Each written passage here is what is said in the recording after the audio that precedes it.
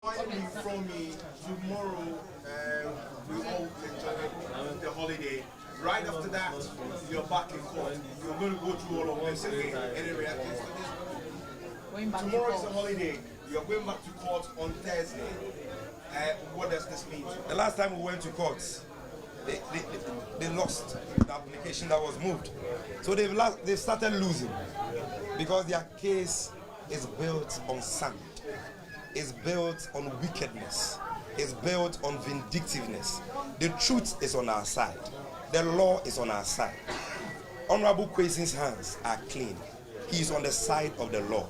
And posterity will vindicate him. We are not intimidated by the court processes. We know they will try to even escalate it. We can read them. We can predict the MPP. Very vindictive people. That is their stock in trade. So they will try their shenanigans again. But I want to tell you that the NDC is standing firm, strong. We are resolute. We are unwavering. We are unshakable. We are unbreakable. All of us and all our legal brains, led by the venerable lawyer Chachu Chikata. We are standing strong behind Honorable Quayson until justice is won in court. But you know what? There is a court that is more powerful, more stronger than any court. It is a court of public opinion. And today, the court of public opinion has spoken. And that is what matters. Thank you very much. So let's go to the command center. So that's all. So that's Sammy Gyamfi, the National Communications Officer of the NDC, speaking there now. But we've heard a lot from the National Democratic Congress. What is the New Patriotic Party saying? Listen. All good. Look at our preparation and everything. It's been good. This is elections, and it's not. It didn't go well for us, but it doesn't matter that we lost it all. So that's Ntori there. He is Director of IT for the NPP. He says they've lost it all. They'll go back to the drawing board and see what's happening. Well, Evans, so when we're going, I think Winston was trying to make a point about the campaigning and how, Charles Opokun was off and we played what the president said. Isn't it also, wasn't it strategic that if you look at the fact that if you vote for someone, he would be prosecuted, and the fact that we need, okay, so what you're watching now are the live visuals of Gyakye Quayson. Now the NDC candidate there, who we are told is in the lead. So let's take you there now for you to listen in to what's happening there.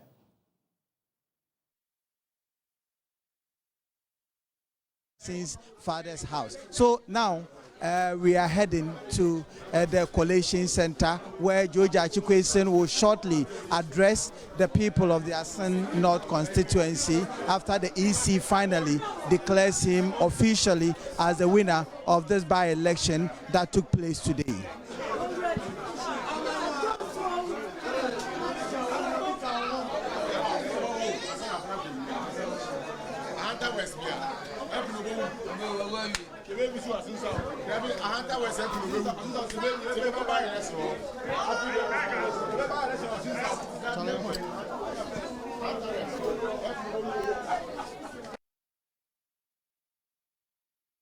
All right. So grateful that you are still staying on with us here on your election headquarters. Evans, so I was trying to find out from you guys, wasn't it strategic on the part of the NPP to decide to say that, look, let's let's hammer more on the fact that if you vote for this man, he's being prosecuted for, the fact that he did not renounce his Canadian citizenship before filing in 2020, and therefore let's hammer more on that. Wasn't it strategic? But before I come to you, Ntori has been speaking to JoyNews. He's the Director of IT for the NPP. He is the only NPP we've heard from concerning the outcome of this election. What did he say to us? Listen again. Look at our preparation and everything. It's been good. This is elections, and it's not. It didn't go well for us, but it doesn't matter that we lost it all. I think we'll go back to the drawing board, prepare again, and come back in 2024 and make sure we can snatch the seat again. All right, so that is him there. He's the director of IT for the NPP. Okay, so Evans, back to you. In Winston, you had in Tory's assertions there. Is there any doubt in what he says about what he himself attests to be the outcome of those elections when you heard him talk? No. I mean, when you listen to him, I mean, I think he makes the point. He says it didn't go as planned. They've lost, but that's not all. You know, you certainly will go and prepare and come back in 2020 and snatch it back. And snatch it back, and that's it really. I mean, there's a director of IT, and so he knows a lot. I mean, a thing or two. As far as the coalition is concerned, yeah, he's there. The IT infrastructure always. You remember in 2016 when they brought in the current head of NCA. And again, his forte was IT. Yeah. And he helped them. So that's why when you hear the director of IT speak about the results for the MPP, you take it seriously. You have to, because look, at this point in time, Evans, and I mean Evans, Joseph, and Samuel, we've made the point already. If the NPP had won this election, we would hear from the NPP. Yeah. Elections are such that when you do not win, you go to sleep. I have contested elections before. The ones that I won, you jubilate. The ones that you lose, that's when you're left alone. You go home alone. Nobody follows you. You know what it reminds me of? Yeah. The day we covered the NPP's elections, the national executive elections. John Boyru, exactly. You saw him. You were there. But you were also there. Yeah, but the recent one, the NDC one. Yeah. When the national chairman, when the election. It was up for exactly. You disappear. You completely go off the radar. Look, that's how elections are done. So, and I've always insisted that on the day, I mean, the NPP would know. I mean, some of the NPP guys would know what's going to happen. But let's put that aside. What Tory has done is to let us know that the NPP accepts that they didn't run, their campaign was unsuccessful. Let me put it that way. Their campaign was unsuccessful, but that's not the end of the world. They'll come back. They'll come back in 2024. In election, you'd have to, but you're coming back in 2024. Yes, it didn't work this time. 137 plus independent candidates. The game is on. I mean, Evans, just for context, you saw where Sammy Gyamfi addressed the news conference room, so we understand they gave the journalist access to see the results. Does that sound like a familiar story to you? Well, it does. I mean, we've seen the NPP. Because the NPP, they do that. 2016. Yes, they do access. that. They open up their collation center for journalists to go in. The NDC to the... In fact, I've seen the NDC guys now poking fun at the NPP's collation. In fact, our good friend, Dr. Mani Muhammad sent me, I don't know whether he sent it to you, a shot of something that looks like a completely out of sorts collation. And you can't see any figures. I've seen that. You see that one too. They're sharing it. And it's ironic, of course, you know, he was accused of supervising the collation system in 2016 that didn't work. But clearly tonight, something has worked for them in terms of collation. That's why they feel confident to take the journalists to the collation center to see what's happening. The NPP would have done the same if indeed they had won. Listen, we should wait for the Electoral Commission. I was making a point to Brace a short while ago. In Ghana, until you hear the Electoral Commission declare the results, you cannot go to sleep. You cannot go. In 2020, one of the biggest challenges we had was collation centers. You remember that? The people who died at collation centers because of the issues surrounding that. And that is why it's not over yet. And if I were the NDC, they're jubilating. They seem to have left the collation center and, gone away. But I'm saying, since we haven't seen the results yet, and we're updating this is the last time we checked with the EC, we have 31 out of 99 coalitions, we have to wait. And that is why I believe the director of IT will be under a lot of pressure. Right? And there's a reason why the party hierarchy have been absolutely quiet. It's not for the want of trying. We've called almost everybody we knew to say, talk to us, what's happening at the collation center. And it was just a struggle until he came in and spoke and told us the story. But I don't think the NDC guys are taking their eyes off the ball. And I say so because Ohimini Teria, Bidzinin is there. Oh, of course. Kofi Adams is there at the coalition center. They are not leaving. But they seem very relaxed. You see? Yes, they are relaxed because they have the figures. Yeah. But what matters now, like you rightly pointed out, is what will be declared at that center. Of course, that's what will be declared. And so that is how come, matters, even though the other side, they are moving around with Mr. Quayson, they are going to the home, they are jubilating, they still have the other guys watching to make sure that what is coming in is consistent with But, what they know, what they have. but guys, is this not reminiscent of what happened in Kumewu? In Kumewu at this time, who was jubilating? It was the MPP who were on the road. Everybody. The thing about a by-election, this is the difference between a by-election and a general elections. With the general elections, that tension is over 275 constituencies, both parliamentary and presidential. So a lot of things can happen. When it gets to a by-election, it's one constituency. Yeah. And this by-election is important for a reason. I mean, I was monitoring a lot of conversations, in the afternoon. I had a member of parliament for Asokwa, Patricia Piaget, for instance, say that, we came here because, we don't have the numbers, and so you can't go to your constituency. Even if you're in your constituency, they're calling you to come back because there's a vote. And that's why we believe that we need this seat so that I can actually go ahead and do a thing or two. And this morning we're having that conversation, Joseph, that if the NPP wins this seat, then, Sarah Joasafo can actually choose to live in the... Yeah, I mean, we're talking about the importance of the seat. So because this is the point of the parliamentary breathing space. Here, all the attention is on Assin North. Now, it will be very difficult to engage in machinations. And I've had conversations with the politicians who have said to me that, and I've told them, but these elections didn't go your way, he says, but that's part of elections. The fact that it didn't go my way doesn't mean that when it was declared, I didn't win. What really matters is that at the end of it all, when it was declared, I was declared the winner.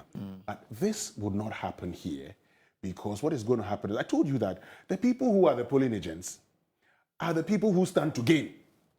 And in this particular instance, the NDC, and I believe the MPP as well, they use their parliamentary, their MPs as polling agents. Yes. But all 136 of them, with the exception of one or two who stayed in the house today, were all there. Because, of course, there are 99 polling stations. You just need one polling agent. Exactly. And Muntaka was telling me last week when I interviewed him that the strategy was to get 99 MPs to go in there and become their agents. And so these are people who have contested many elections and won. They know the ins and outs of it. So it's going to be absolutely difficult. I agree with you that for you to manipulate anything. But again, I have faith in the electoral system. I know people say when you're in opposition or when you've lost that a system. And another thing I forgot to say. Today, one of the signals I got that alerted me, and I'm making the point to you that alerted something was wrong. When you see an incumbent party in power complain that they are being intimidated, I felt that in the country like Ghana or on the continent of Africa, then you know something is wrong. Justin Kodria was at the polling station. He was complaining that the NDC was intimidating them.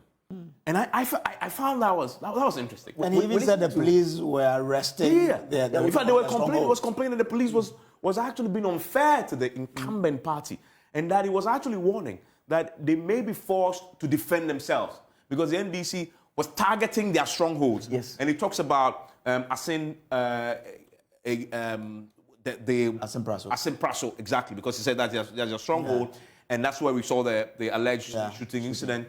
And the minute he said that, I'm like, goodness me, the minute you start hearing that, how was that familiar? In 2016, we had NDC all the way in power complaining that the MPP had done things in some of the constituencies. And that was the first time I saw that something was happening. And you've made a point. At the beginning of any elections in the day, the party that is on the path to defeat begin to show the signs. And I guess that's what we're beginning Even as people who analyze elections. And so, for instance, when I said it was going to be very difficult for, the NDC's Gyakye Quayson to win, by the beginning of today, it started dawning on me that this thing could actually turn. But I honestly didn't have an indication that it could turn. Because also, and I made a point earlier, almost all the NDC guys I spoke to were not and these were senior members of the party. They were not confident. At all. Senior in parliament, senior in the party, weren't confident at all. Evans, does that explain perhaps why they were very upfront in terms of policing the process? You made reference to what Justin Kodria said. Richard Ahiagba also told us on the midday news that they've realized that in the areas where they believe to be their stronghold, the NDC people have populated those areas. So you have key figures there in their numbers, more or less to, it says in an intimidating manner, making it difficult for their members to come and go about their activities. So yes, maybe the NDC didn't seem all too confident, especially because of the entire court issues the government machinery deployed to the place.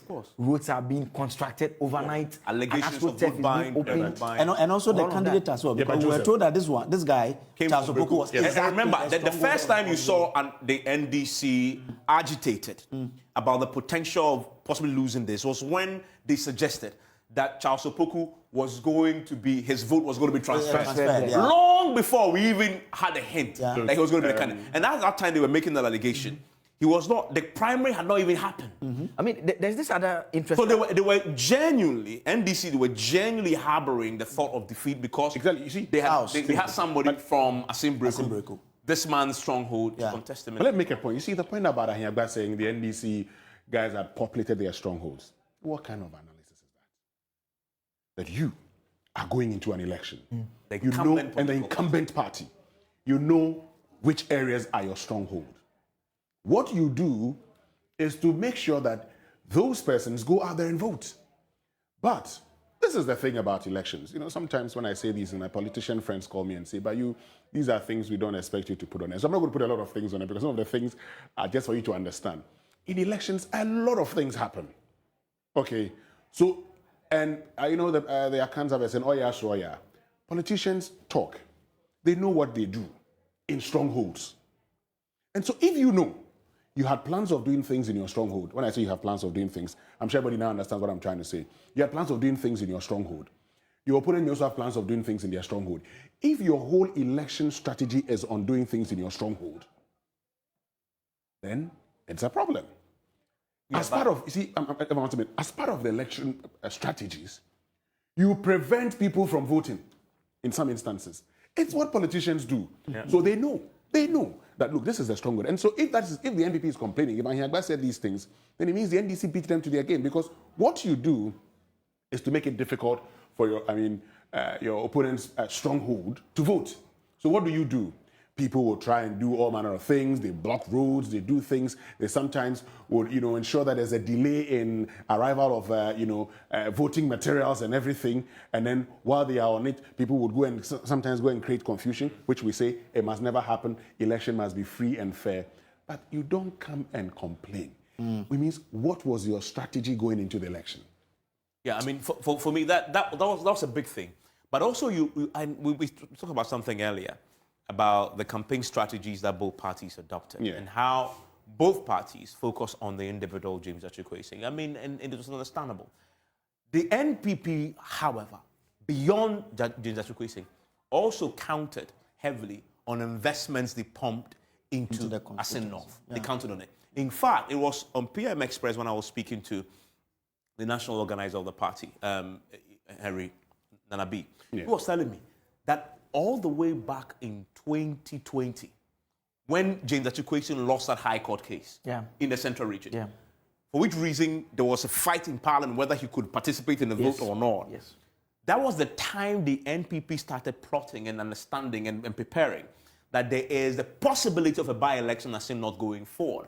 Because that particular outcome, they believed, if it was grounded on the facts, the courts up above it would come to the same conclusion. Yeah. So they started planning for the by-elections in Assin North in 2020. And that is the reason why, going into the by-elections, they had 120 projects to commission, including a 32-kilometer road that the President commissioned recently. Yeah.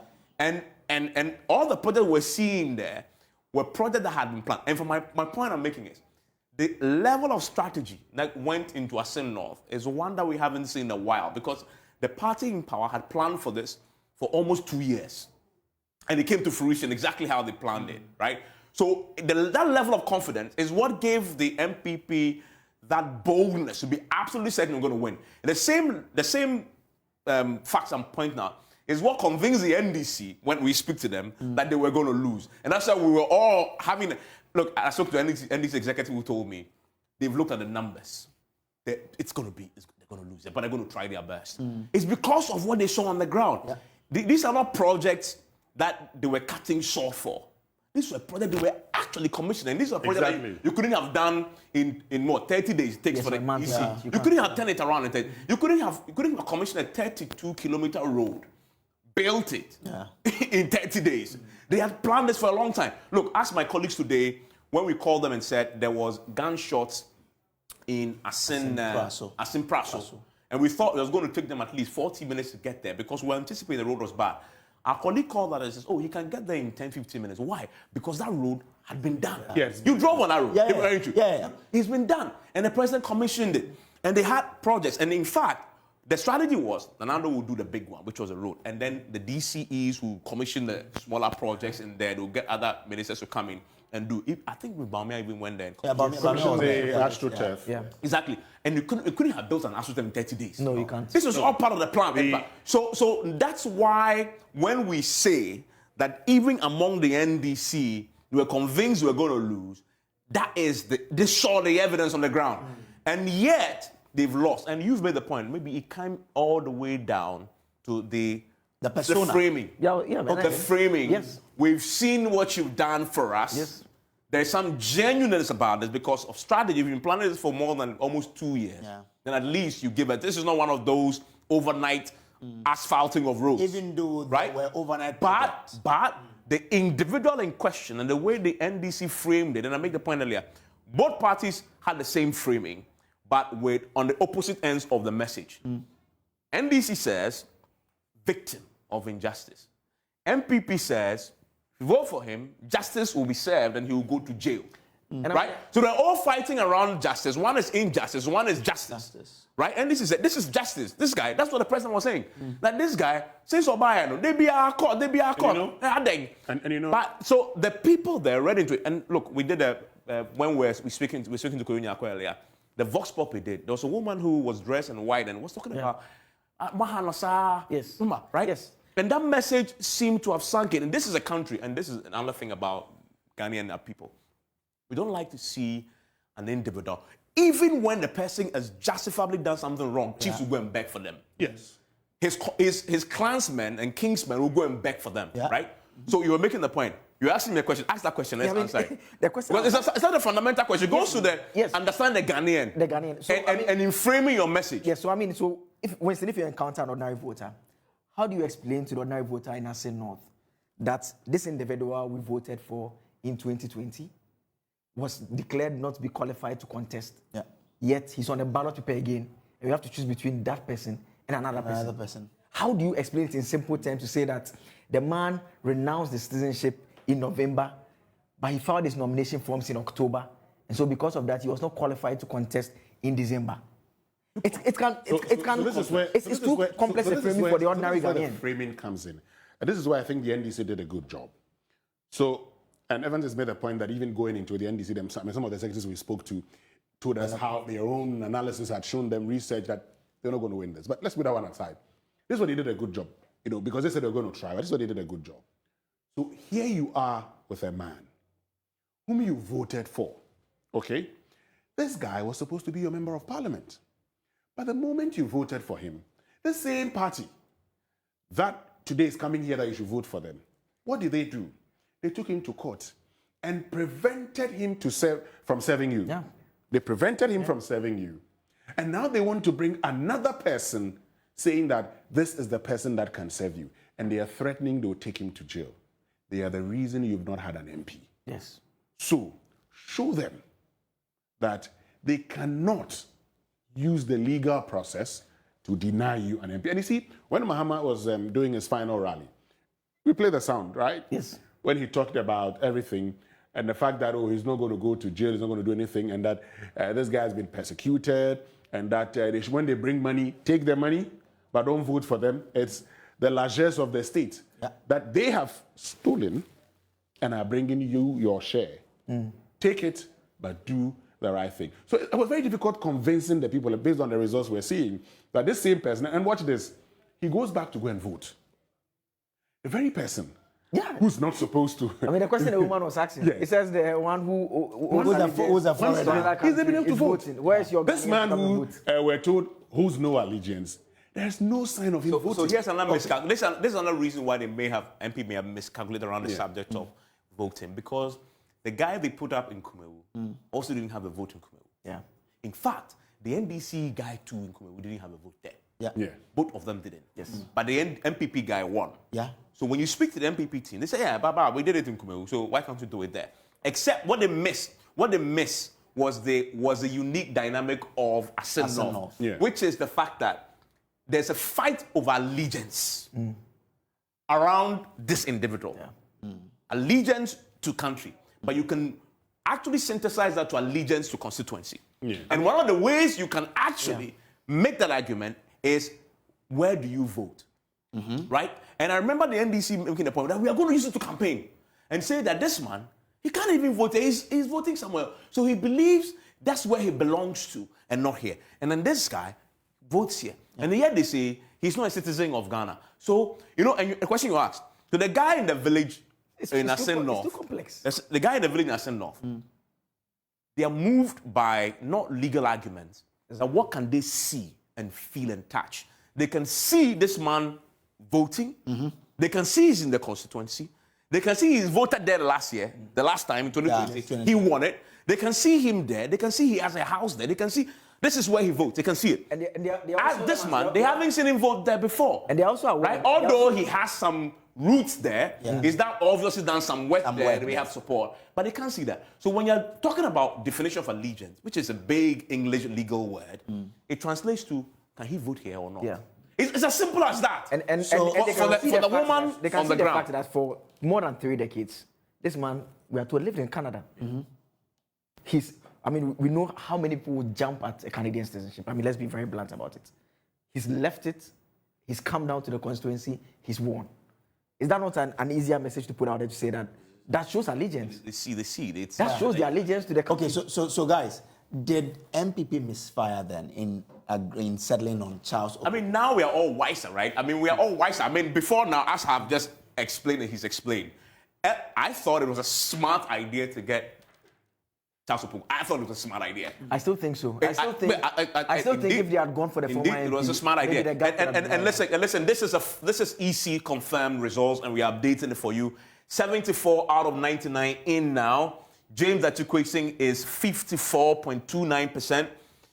Charles Okoku is 55.43%, and the LPG 45.43%, and the LPG is 0.2. Let me just repeat that again for the avoidance of doubt. This is EC certified results coming in from the collation center in Assin North. Out of 99 polling stations, 74 are in. Out of that, James Gyakye Quayson has 54.29%. Charles Okoku, 45.43%. And the LPG's candidate, 0.2. You say this is what? It's statistically impossible. I didn't say that.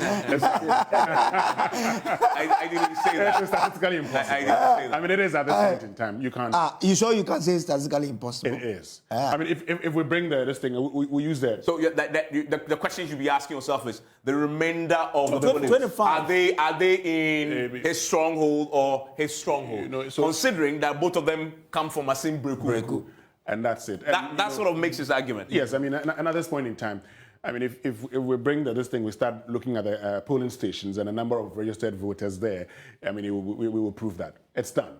At this point, I mean, the NPP's IT director has indicated that they've lost. They'll go and prepare and come back in 2024. That's, I mean, conceding defeat. You don't need anything. And, I mean, at this point in time, I'm sure by now Charles Okoku is being consoled by, No, I honestly don't think that he's lost so much. No, I don't think so. No, I don't think so. I actually personally believe that if the other woman had contested, the gap may have been wider than it is now. Why do you think so? No, here's the thing. I mean, sorry, this is to answer his question. Before a month ago, do you know him? No, I didn't. Do you know him? No, I didn't. Yeah, he just was plucked from somewhere and thrown into the race. So what has he lost? Well, he hasn't lost anything. That's my point I'm making. That he said he's been consoled, right? No, whenever you lose an election. No, I get it. Yes. But I'm saying, what is his skin in the game in Assin North? What was his skin in the game really before a month ago?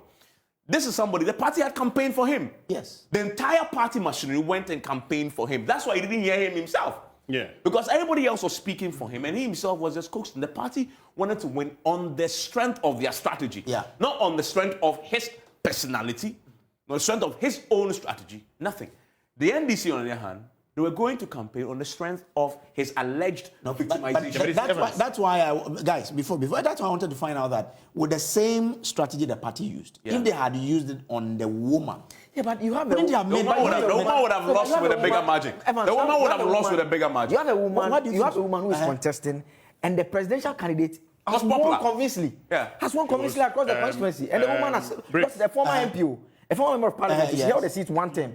She's contesting against a newcomer, Gyakye Quayson, and the presidential candidate is winning across polling centers all throughout, and she's losing.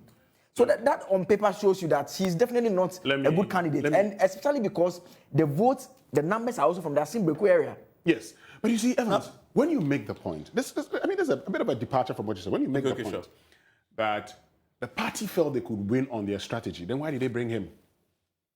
Because the party acknowledges that they need somebody to break his dominance in Assin Breku. So in bringing this man, yes, the party knows that we have a strategy, but he becomes part of our strategy. So our strategy is also dependent on him. So it's just not us saying, it's just not the party saying, we're going there to go and do this, but you're also taking somebody who complements you. And so the party strategy is to bring this man, and that's why I think that, look, So let me ask a question. I guess a question nobody asked. We took it for granted when they told us that this man from Assin Breku and had done a lot for them in the constituency. What was the strength of Charles Poku really in Assin Breku? Exactly. I mean, apart from the fact that we are told he's done some work in the constituency and it was philanthropic. So we are told he actually has an NGO that's a foundation in honor of his mom. So he's done a number of projects in the place. But I guess the point you are driving at is the fact that those are not targeted projects. You know, when you are doing projects with the aim of wanting to be a member of parliament, it's very different. My point. Yes, that's my point. Yeah, but you see, the strategy. You're very right. But this is the point also. So, I mean, and we're here in Accra. We sent a team to Assin North. And the information from Assin North was that, we know him. He was the one who gave the building for the new district. Yeah. Yes. So if somebody gives his building for the new district, and the information from Assin North at the time, particularly from Assin Breku, was the fact that this man had renovated, the Assin State College and had done a lot of things in the area, and so he was known. Yeah, but what was he seeking to do? Because you heard Sammy Gyamfi this afternoon. Yeah. Sammy Gyamfi says the gentleman came to the NDC. Wanted to contest on the ticket of the NDC. Sammy Gyamfi made that allegation. That they should dislodge Gyakye Quayson and have him as a candidate. And they rejected it. And when Richard Konyako asked him for evidence, he says, we have the WhatsApp chat. He contacted us that he wanted to be our candidate. So he asked the question again that if indeed he was doing those projects, what was the end game? Yeah. So, what was the end game? The end game was because the end game is not to contest on a specific ticket. It's not targeted. Yeah, but if you use actually, if what Sammy Gyamfi said is true, then it means he had a plan. Because I had also been told by my friends within the NDC, very leading members in the NDC, that he came to them, but that's not something I can independently verify. So I'm not going to make that point. So let's use Sammy Gyamfi's point. Yeah. If that is true, then it means the guy had a plan. Because if he walked to the NDC and said, I am the man to do the job for you, it means he knew that he could definitely one day do this or become an MP. Yeah, and so that would mean he had a plan. I have a question, though. I have a question about if he did have a plan, what was the effectiveness of that plan? You said that he said in the constituency that he gave the district assembly's building to them. Yeah. This is my challenge. That's a political strategy. If you really had a plan, and indeed, from what we've said, if as Sammy Gyamfi is anything to go by, that he wanted to contest in some shape or form, either for NDC or MPP, given a building to a disassembly, will that present you as the man for the people? Think about it. The assembly building is for disassembly. Yeah. Right? I mean, this will be in 2012 when the consensus was created. Yes. So the question again becomes, why is he not voting there? Yeah. Good. Exactly. After giving them the assembly, why is he not? If he really wanted to become and by the way, is the building in Assin Breku? Yes, that's the capital is. And again, let's track back to the history. 2012, when he did this, the NDC had deliberately carved out Assin North from the bigger picture. Yes. We'll come to that when we hit 9, when we cross over into post-analysis. They carved it out. The Assin North we know now, out of, it was Assin North, Assin Central, Assin North and South. South, yeah. Central wasn't part. Yeah. They carved North out because it was their stronghold.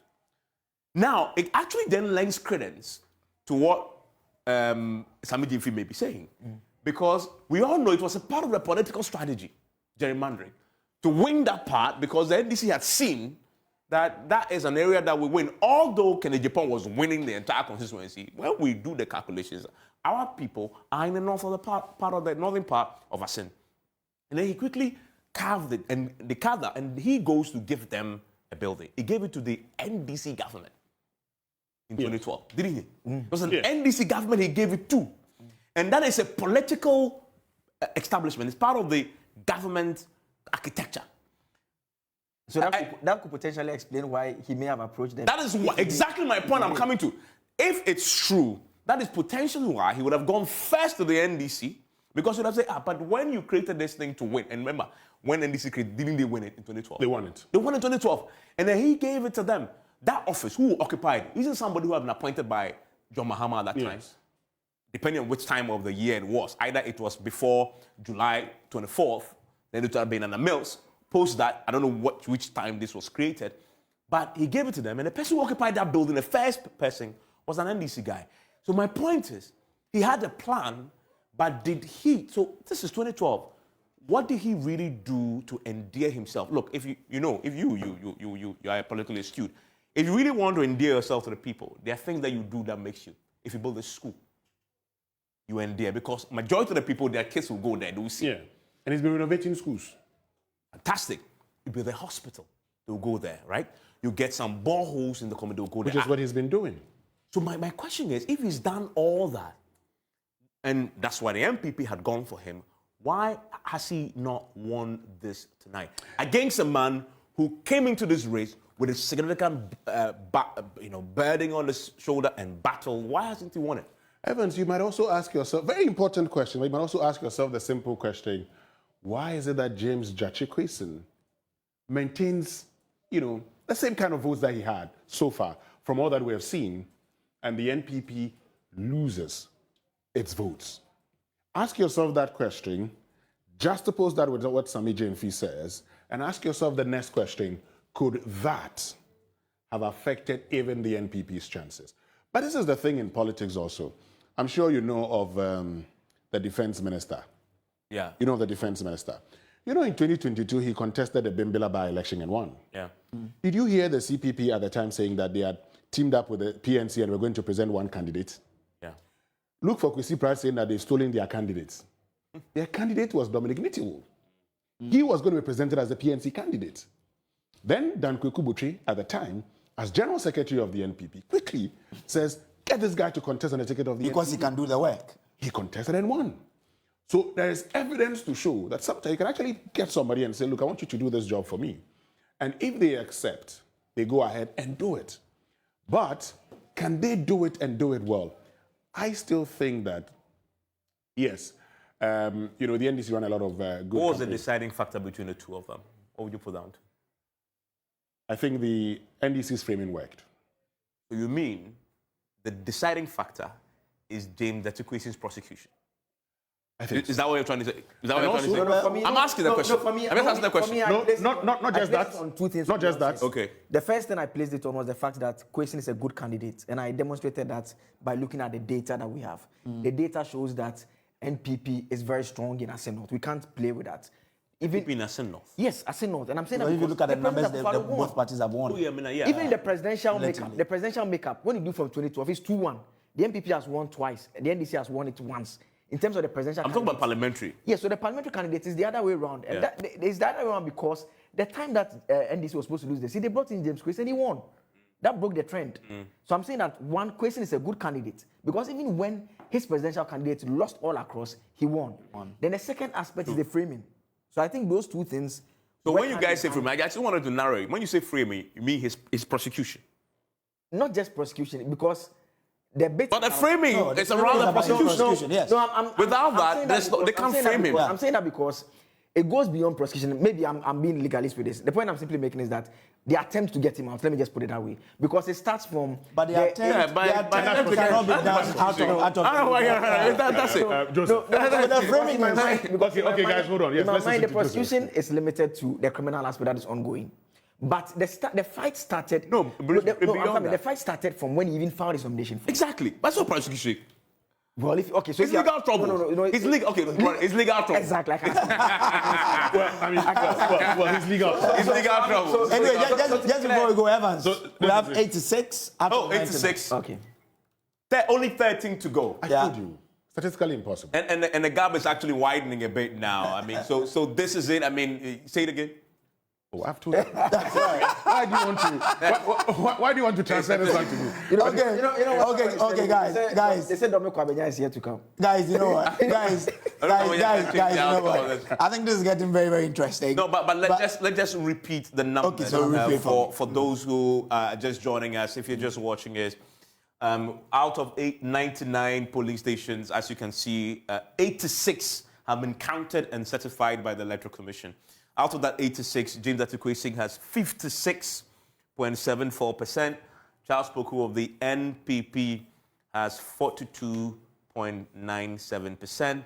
And the LPG's candidate has 0.29%. And as Winston keeps on saying, it appears at this moment it is statistically impossible for the NPP's candidate to overtake James Gyakye Quayson in this race. And this is live results, by the way, coming in from the Electoral Commission. We're going to take a break. When we return, maybe we'll get you the final results. Exactly. So do stay with us. This is still the results show on your election headquarters. We'll take a quick break. We'll right back. By the time we are done, you will see the love. People have the intimidation. Sammy, obviously my mistake. Because I'm for Charles Opoku never. But my mistake. Charles Opoku is a political prostitute. Oh, Oba, what's that? Yama honorable Quayson Tranche, near Manemra. Exactly. And yes, Yama.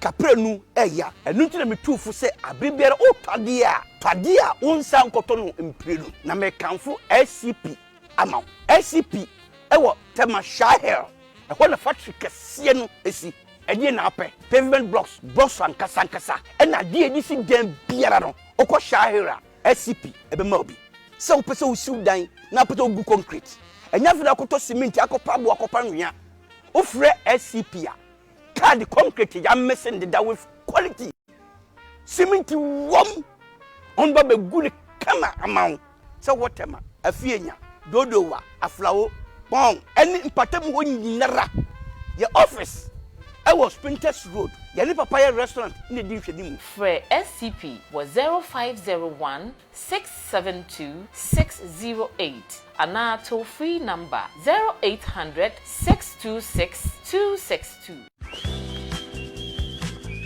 Mommy, I'll buy a big TV. Thank you. Mommy, I'm going to cook for you always. Oh, thank you.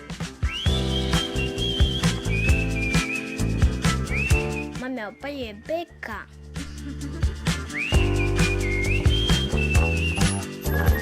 Mommy, I'll buy a big house. Thank you. We are really celebrating mothers at Lakeside Estate. This Mother's Day, we are offering you the opportunity to experience the tropical bliss of the Seychelles Islands with every home you purchase with Lakeside Estate. You can choose from our 2, 3 or 4 bedroom homes and secure an expense-paid trip to the Seychelles Island for you and your family, especially your sweet mother. It's time to give mothers a treat. Do yours in style. Call us on any of these numbers and let's give you the home ownership experience of a lifetime. Offer lasts till 31st July 2023. Terms and conditions apply.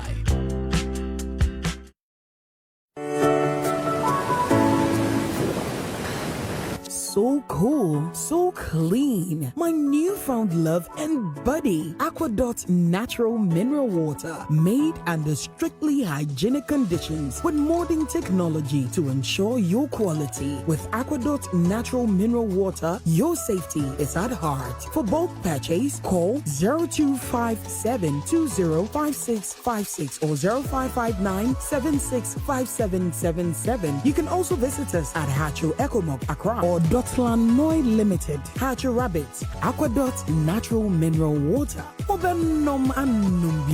This advert is FDA approved. Hey, Charlie, what number? The malaria really knocked you down, eh? Charlie, no joke. Fever, headache, vomiting, loss of appetite. I couldn't even eat my usual fufu. You and your fufu. But I hope you got tested before the malaria treatment. Yes, I did. And thanks to Malatu, I kicked out malaria one time. When malaria strikes, take Malatu, containing artemether and lumefantrine. Comes in tablets and suspension for effective treatment of malaria. Great to have you back. Thank you. No problem. Malatu is suitable for adults and children. Manufactured and distributed by NS Chemist Limited. This advertisement has been vetted and approved by the FDA. Obi ami masanya no pa esi nyoma no wo de nwusie asem nyoma no sister coach me hu dada wo do di me nyasa ende mrem wan pa no de jebidie eni adwane anopa ewia eni anajo oba odi jebidie ye adwane emfe bi da meke wa me tiate se nyoma na mesini nya no yesa me saso besi bi me nyasa sister coach you su gas ye fast and ye easy and ye convenient. Wow. If you get LPG, let me see your hand.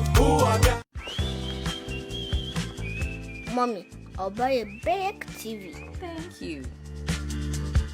Mommy, I'm going to cook for you always. Oh, thank you. Mommy, I'll buy a big car.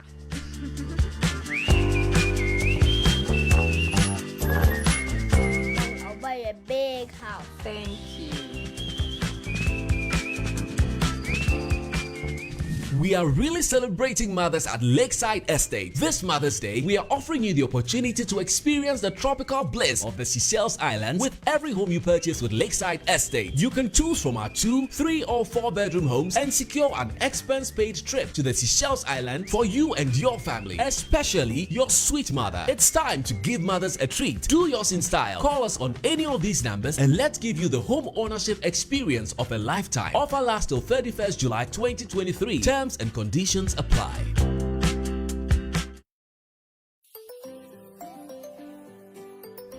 Daddy, this tank is big. Yes, that's true. It can store a lot of water. That's so true. Wow, it has a working tortoise on it. That's so true. I can see S-I-N-T-E-X. Syntax. That is so true, my daughter. When it falls down, it will spoil. That's not true. But why? Hey! Syntex was the first to introduce double-layer tanks in Ghana. Syntex again was the first to introduce white inner layers in Ghana. Syntex gives you the biggest warranty, 7 years. No matter your water needs, Syntex is the answer. Syntex tank. Are you strong? Are you tough? Many people think I get whatever I want because I'm a popular actress. But no, that is not true. Me Ankasano, Adebia mi yebiano, me shishimpe papano. And when I find it, I stick to it. My shishimenya Bell Pack tissues. Bell Pack ewe tea roll. Bell Pack tea roll. Soft, but not weak. Strong, but not hard. It is smooth. Me yusua, me hot tummy. It's just perfect. Same as the kitchen towel. What about what? What me the papaye? What me soaki? Echimu esa pepa. One Bell Pack kitchen towel lasts longer and saves you money. It's time you switch to Bell Pack today. Say here pocket tissue, table napkin, tea roll, and a kitchen towel. Bell Pack is simply the best. It's just perfect. Nothing feels so good like Bell Pack.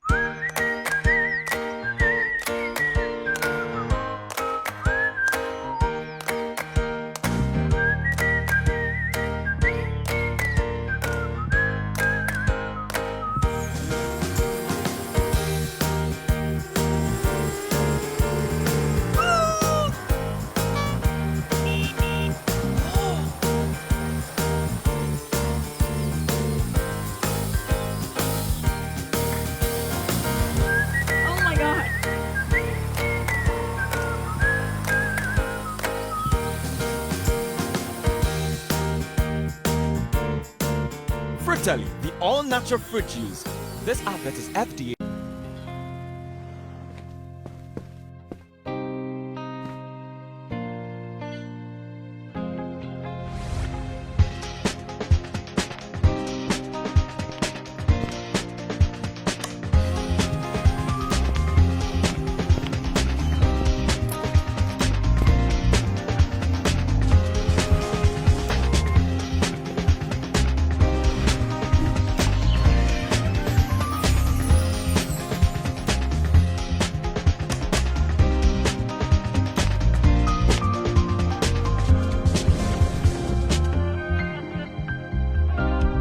The magic is in the design.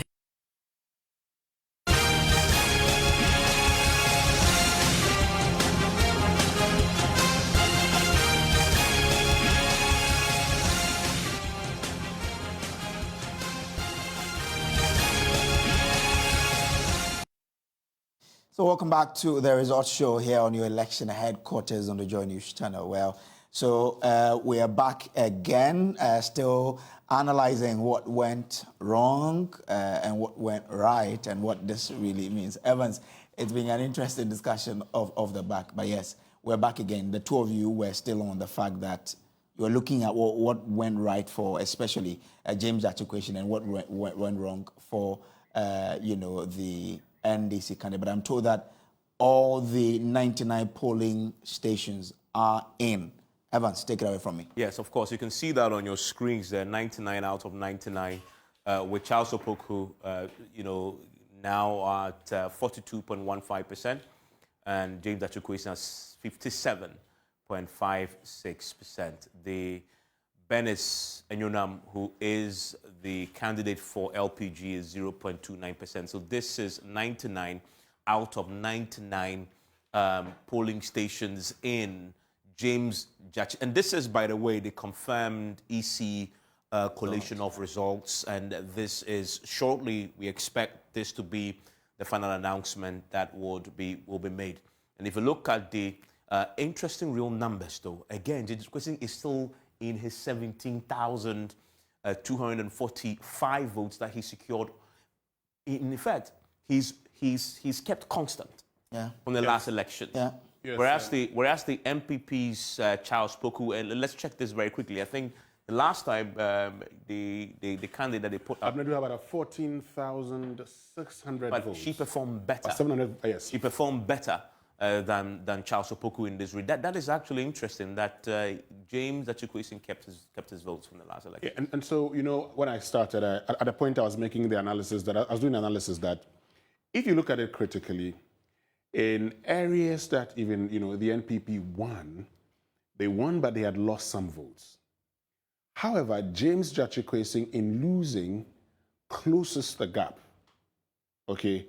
In areas that he was also winning, he was winning with huge margins. He had increased, the margin by which he won. It tells you one thing. You could do it from two ways, and, after during a by-election, ordinarily you would expect a low voter turnout. This is not the same as the turnout in the 2020 elections, because you're saying the NPP candidate losing some 2,000 votes and James Quayson gaining 100 votes or more. What it tells you also is that based on these numbers, and this is just based on the face of the numbers, we could say that there were NPP persons or voters who voted for the NPP in 2020 who did not show up to vote. you ask yourself the question, why did they not show up to vote? Is it a case of these persons leaving the constituency, or a case of persons unhappy with a political party?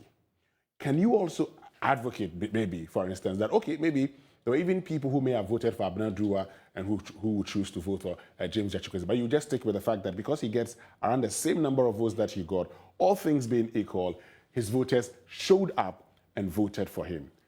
The NPP has talked about, you've heard Mr. Ntori make the point that they are going to go back to the drawing board and everything. One of the key things they have to be looking at is their voters, their votes reduced. In the Kumewu by-election, it increased. Okay, it increased by 100 votes or so. Here, you've seen Gyakye Quayson's increasing by 100 votes. Now, the NDC's votes also increased by about 1,000 votes in the Kumewu, by-election. If that's both increased. Yes, both parties increased. Yes, both parties increased. Here, the NPP is, lost votes. Just a the bit NDC, of just about. Yes, has increased votes. And so this would feed into... is it an increase? For NDC, for here, it would be marginal. Yes. Because it's 17,000 in the last elections. We need to check the exact numbers, but it will be exactly marginal. Yes. In 2020 election, James Gyakye Quayson polled 17,498. It's actually a drop of 200 votes. Yes. And then Abena Drua polled 14,193. Is doing 12,000. So massive drop of votes for the NPP. So he's lost in excess of 2,000 votes. Exactly. Whereas Gyakye Quayson has lost some 200 votes. Exactly. 200 votes there. So give or take, he's maintaining his votes, whereas the NDC, he's dropped 200 votes, which is really marginal. I mean, it's okay if you win. So we have to see the voter turnout as well. To also. Exactly. After today, the Electoral Commission was hoping, based on what they were seeing at the polling stations, for a high voter turnout. And then we can compare to what we saw in the 2020 elections to see what happens. But traditionally, if you look at by-elections, voter turnout has always been low.